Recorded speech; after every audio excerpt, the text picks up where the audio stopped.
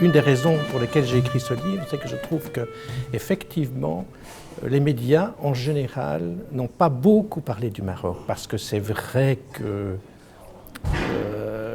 le printemps arabe au Maroc était plus calme, moins, il n'y a pas eu les violences qu'on a connues dans d'autres pays. Mais il y a eu des effets. Il y a eu des effets, il y a eu des manifestations et il y a eu quand même une menace pour le pouvoir. Le pouvoir a été ébranlé et a pris peur. Et je pense qu'il craignait une contagion et il craignait que le mouvement du 20 février, qui est le mouvement des jeunes militants qui est à l'origine des grandes manifestations, que ce mouvement ne s'amplifie et menace clairement le système.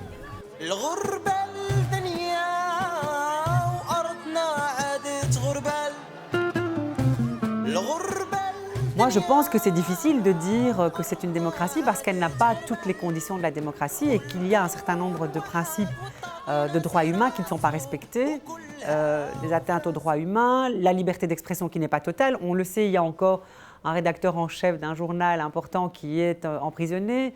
2 jeunes gens de 14-16 ans ont été emprisonnés parce qu'ils se sont embrassés, qu'ils ont mis une photo de ce bisou sur Facebook. Dans la région du Rif, c'est la région de mes parents d'ailleurs, et je veux dire, c'est quand même un phénomène qui a été assez troublant et qui a soulevé des masses au Maroc qui se sont insurgés contre cet emprisonnement de ces 2 jeunes gamins qui se sont juste fait un bisou. Je veux dire, ce n'est quand même pas quelque chose de grave. Donc dire aujourd'hui que le Maroc est une démocratie, non, je pense que c'est une société qui est en pleine évolution, mais qui est encore entre tradition et modernité. Quand on fait le bilan des 10 premières années de règne de Mohamed VI, et justement ça correspond plus ou moins avec le début du printemps arabe, eh bien on constate qu'il y a 2 périodes. Enfin, c'est caricatural un peu, mais enfin prenons 2 périodes. Une période d'ouverture, de libération, et puis un recul des libertés. C'est-à-dire qu'on reprend les choses en main, on voit que le pouvoir devient beaucoup plus agressif vis-à-vis de la presse, et qu'en quelque sorte, il y a une épée de Damoclès qui commence à peser très fort sur tous ceux qui s'expriment, défendent les libertés, s'attaquent à la limite, critiquent le palais, critiquent le régime.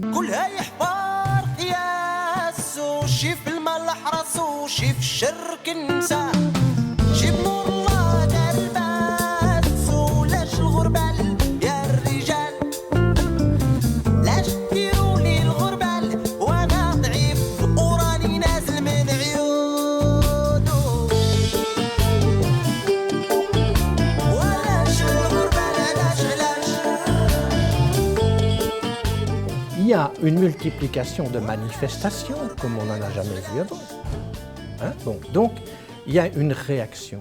Le problème, je trouve, c'est qu'il n'y a pas assez de solidarité de la part de l'Occident par rapport à ces gens-là. Il y a trop d'intérêts économiques, il y a trop d'enjeux qui font que le Maroc, on essaye de ne pas y toucher. Et donc, les intellectuels marocains ont un rôle majeur à jouer pour l'instant dans cette affaire. Il faut que nous les reconnaissions. Ils n'ont pas la parole chez eux, ou quand ils la prennent, ils se mettent en danger. C'est difficile. La presse officielle ne l'ouvre pas les colonnes, bien entendu. Ils ne passent pas à la télévision ni à la radio. Nous devons, nous, leur donner la parole.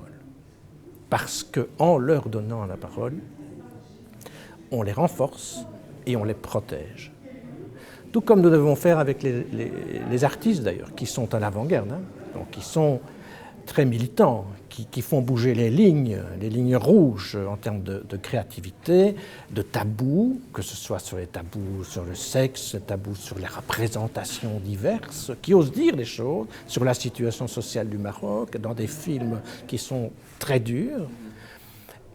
Ces gens-là aussi, nous devons d'une certaine manière, en les reconnaissant, nous, les renforcer chez eux. Nous, qui avons cette opportunité de nous exprimer, nous devons être des porte-voix de ces sociétés civiles. Et à travers ce que nous avons organisé en Fédération Wallonie-Bruxelles en 2012, eh bien, nous avons, grâce à Daba Maroc, pu accueillir des artistes et des personnes de la société civile liées au mouvement du 20 février. Et c'est ça aussi, je veux dire, notre rôle, c'est de pouvoir être cet éclairage, ce projecteur sur ces revendications, ces révoltes pacifiques, parce que c'est important de le faire aussi pacifiquement. Mais c'est à travers aussi la culture, à travers l'expression culturelle ou intellectuelle que l'on peut aussi faire passer des messages.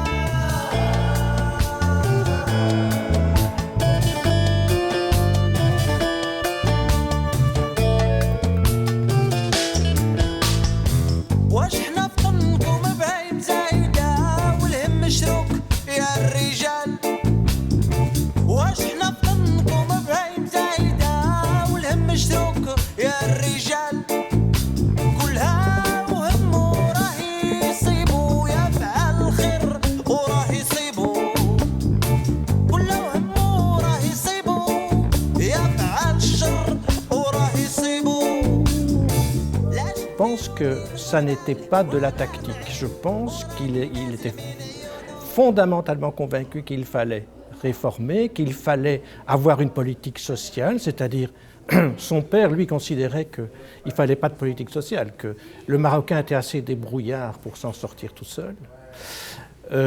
Lui, il met en place des vraies politiques sociales. Ça échoue. Alors, ça échoue en partie. Pourquoi ? Mais parce qu'il ne franchit pas le dernier pas. Pour que ça réussisse, c'est-à-dire, il faut qu'il change le système de pouvoir. On ne peut pas faire une politique sociale tout simplement en déclarant qu'on va faire une politique sociale et en croyant que les administrations, tous les rouages vont se modifier, vont eux-mêmes faire une nouvelle gouvernance. Il y a trop d'anciennes pratiques qui restent en vigueur, il y a trop de corruption, il y a trop de phénomènes qui existent, qui datent de l'ancien régime, qu'ils ne corrigent pas. Alors la question est de savoir, c'est pourquoi ils ne le corrigent pas. Vous avez une réponse ? Moi, je pense que dans son entourage, on lui fait passer le message d'une certaine manière qu'aller plus loin, eh bien, ça remet en question aussi sa position économique, je dirais. Bon, ses intérêts. Et aller plus loin, c'est aller vers une monarchie parlementaire. Et te dire, et attention, qu'est-ce que ça veut dire en termes de perte d'influence et de pouvoir ? Le système éducatif marocain est dans un état de délabrement largement plus important que le système tunisien. Et que pour faire une vraie révolte, il faut une population éduquée. C'est le niveau d'éducation du peuple qui est déterminant pour changer les choses. Alors, est-ce que c'est ce qu'on a voulu, d'une certaine manière, en laissant le système éducatif à l'abandon, pour être sûr qu'au fond, le peuple ne se révolte pas? C'est une hypothèse, elle est cynique, mais ça n'est pas exclu.